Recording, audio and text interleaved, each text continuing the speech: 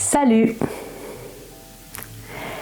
Là-haut sur la montagne, l'était un vieux chalet. Et oui, aujourd'hui on va aller à la montagne, à l'alpage, là où les gens portent ces chemises bleu clair à Edelweiss. Et bien là-haut, il y a Rick le berger. Dans sa famille, il se loue de génération en génération comme berger pour l'alpage, pour la saison d'été. Rick, quand il a bien travaillé, tous les jours, il range tout et seulement après, il prend son couloir à lait. C'est une sorte d'entonnoir. Il court vers la falaise et là, il se penche un peu et il voit l'alpage d'en face.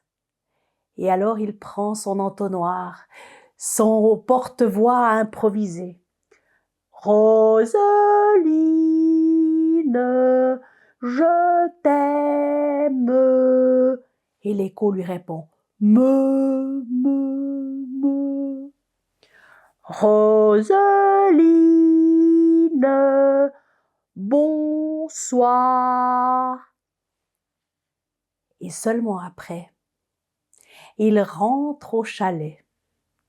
Il va se coucher dans la paille bien chaude dans le fenil. Et il se met à penser à Roselyne. Elle est tellement belle avec ses grands yeux bruns de génisse, et puis ses joues rondes et rouges comme une pomme, et ses cheveux blonds épais réunis en tresses. Ah, Roselyne! Dimanche prochain, après la messe, il lui annoncerait son amour. Et le lendemain matin, à peine réveillé, Rick prend son couloir à lait. Il court vers la falaise. Rosaline, je t'aime. Et l'écho qui lui répond, me. Rosaline, bonjour. Et c'était comme ça tous les jours.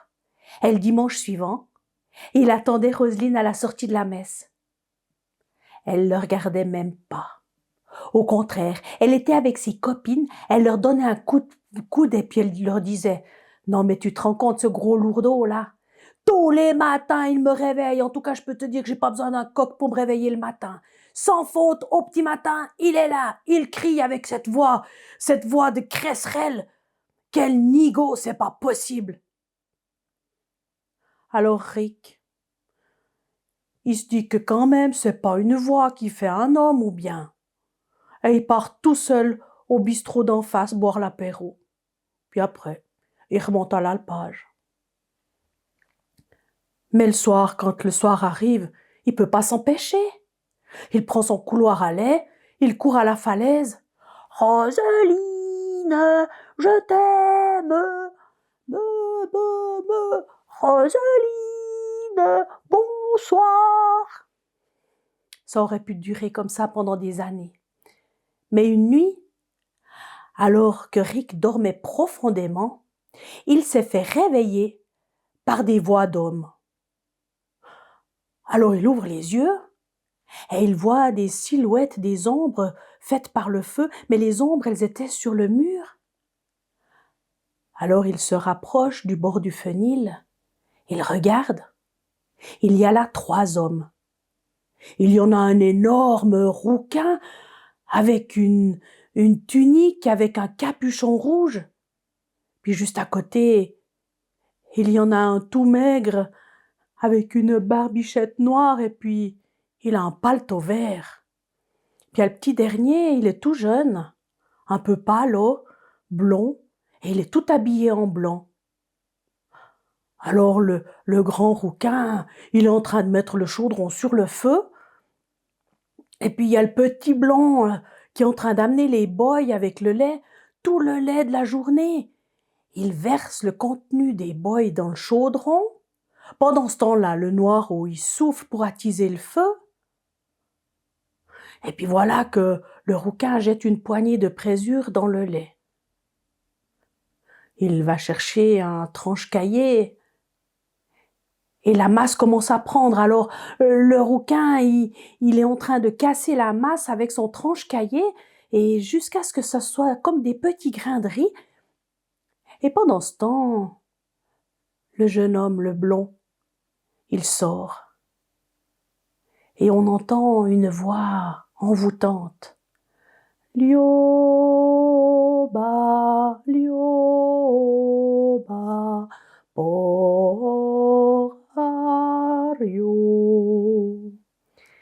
Rick s'en va dans ses pensées. Ça lui fait comme si c'était une brise glacée qui traverse les pavillons. Et puis, il y a comme les cloches du prieuré qui se mettent à sonner partout. Et puis il entend les sonnailles du bétail quand il y a la poya. Et soudain, le chant s'arrête. Le silence remplit le chalet. Alors Rick revient et là il voit que le rouquin avec le noirot, ils sont avec un morceau de tissu qu'ils tiennent entre les dents et ils vont chercher dans le chaudron la masse et le petit blond, il revient à l'intérieur, il prend une espèce de grosse pipe qui est appuyée là et il ressort. Et là, il y a une mélodie si harmonieuse que Rick repart dans ses rêves. Il se voit. C'est le dimanche de Pâques. Il entend les cloches du prieuré. Et il se voit là sortir de l'église avec à son bras Roselyne. Et elle-même tient dans son autre bras un enfant, un petit garçon. C'est leur fils. Et la musique s'arrête. Rick n'a pas envie de se réveiller. Il veut rester dans son rêve. Mais soudain, il sent une main sur son épaule. Alors il ouvre les yeux. Il y a là, à côté de lui, l'énorme roux. Il lui dit « Dis donc, Rick, tu nous as laissé faire notre fromage sans nous en empêcher. Eh bien, nous aimerions te remercier pour ça.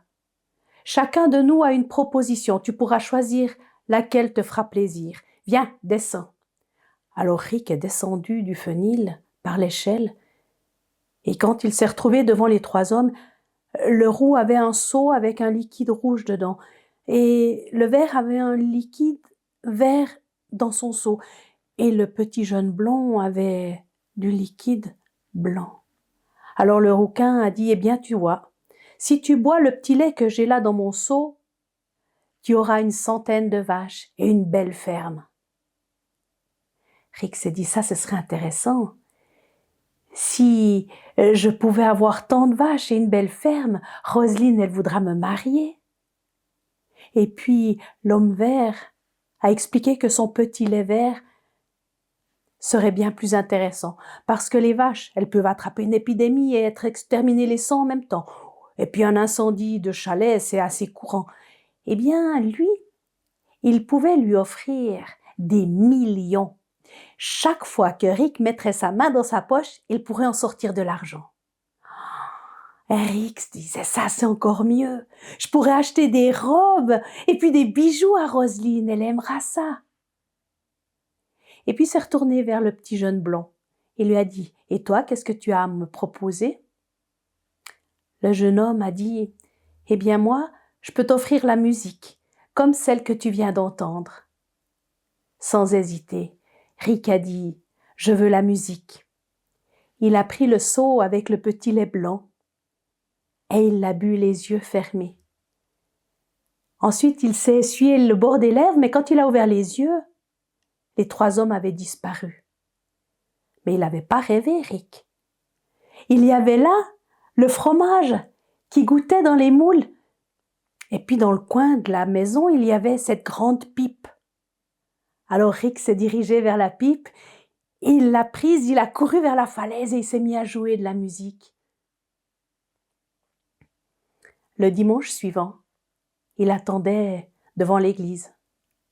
Roselyne, elle a couru vers lui. « Dis donc, Rick, faudra que tu me présentes celui qui joue si bien de la musique. » Avec un grand sourire, Rick lui a dit « C'est moi. » Eh bien, à la Pâque suivante, on a entendu les cloches de l'église. Et puis on a vu Eric sortir de l'église avec à son bras Roselyne. Roselyne qui rougissait sous son voile de mariée. Eh bien, depuis ce temps-là, dans le canton de Fribourg, dans ma région, on chante le Ranz des vaches. Et puis en été, on peut entendre les cors des Alpes, pas seulement sur l'alpage, mais un peu partout dans le canton. Lioba, lioba,